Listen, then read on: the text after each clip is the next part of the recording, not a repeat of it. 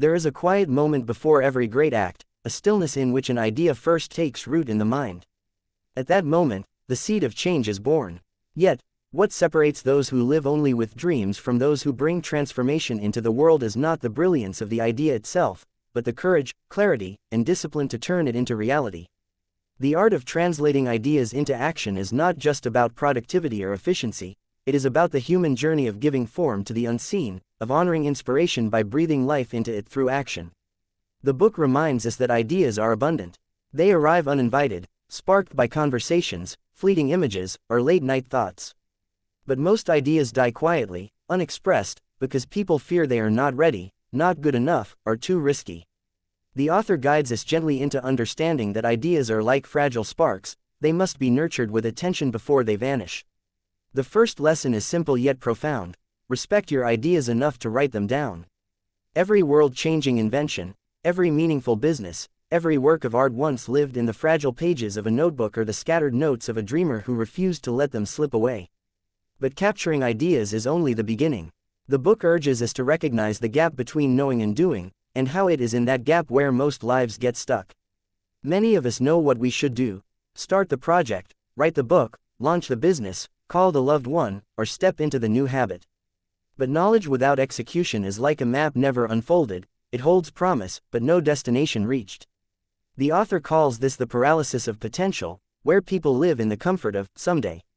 The teaching here is to move from thought into the smallest possible action, because action creates momentum. Like a river carving its path through stone, progress begins not with force but with consistency. Real-life stories bring these lessons alive. The book tells of a young woman who long dreamed of opening a community cafe. For years, she told her friends about it, drew sketches, and researched endlessly, but fear of failure silenced her. Only when she committed to renting a tiny space, a commitment that forced her into action, did her dream breathe life. The cafe, though modest, became a sanctuary in her town, proving that ideas do not need to be perfect to be powerful, they need to be acted upon. Through this story, the author teaches that courage is not the absence of fear but the decision to move forward despite it. Another profound message of the book is the need for clarity. Ideas, in their early stage, are often overwhelming, like clouds of inspiration too large to grasp. The art lies in breaking them down into small, concrete steps. Without clarity, ideas remain like vague shadows.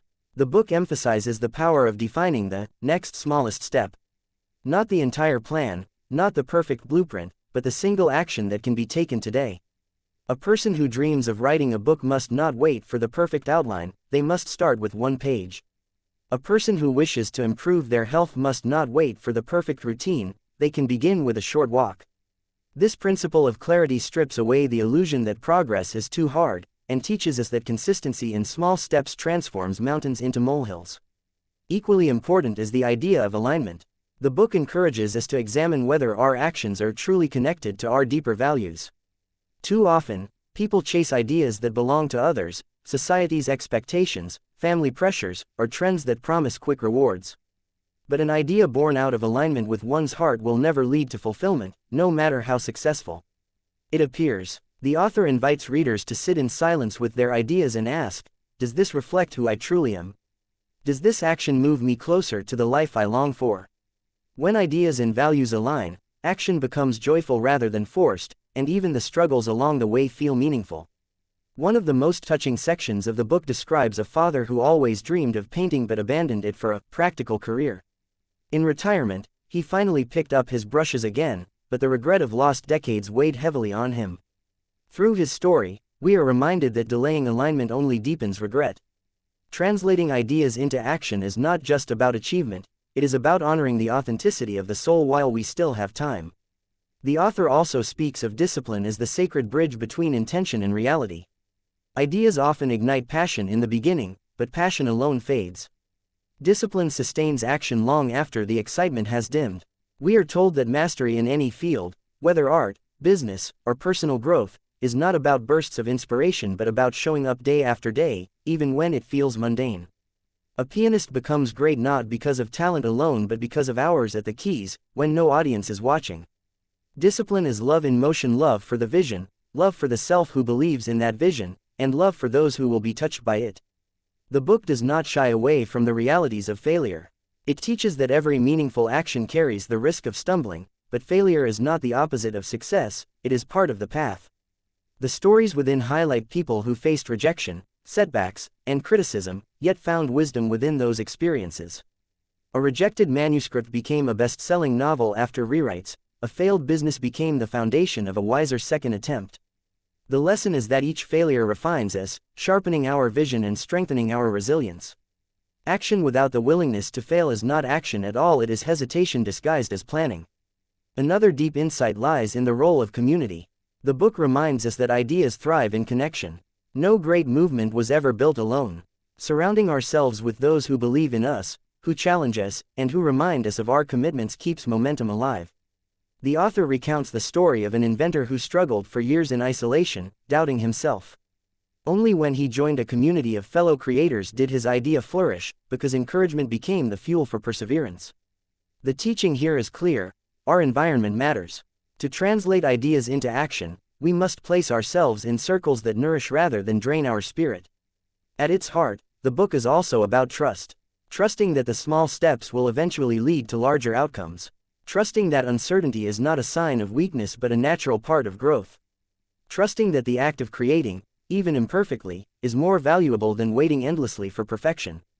The author speaks of trust as a spiritual quality and inner knowing that life supports those who dare to act with sincerity. The closing chapters are filled with reflections on legacy. The book asks us to imagine the end of our lives and to consider, what will remain of the ideas we carried? Will they dissolve with us, unexpressed, or will they live on through the actions we took? This question is not meant to create fear, but to awaken urgency. Life is fleeting, and to honor the gift of time, we must dare to act now. Every step we take toward our ideas, however small, becomes a thread in the fabric of our legacy. By the end, the message is luminous: translating ideas into action is an act of service. It is not only about personal fulfillment but about contributing to the world. Our ideas, when acted upon, can inspire others, heal wounds, build communities, or simply bring beauty where there was none before. Even the smallest action can ripple outward in ways we may never see. Reading this book feels like sitting with a wise mentor who looks you in the eye and says, "Your ideas matter. Do not leave them unexpressed. Begin where you are, with what you have. Take the smallest step today, and trust the path that unfolds."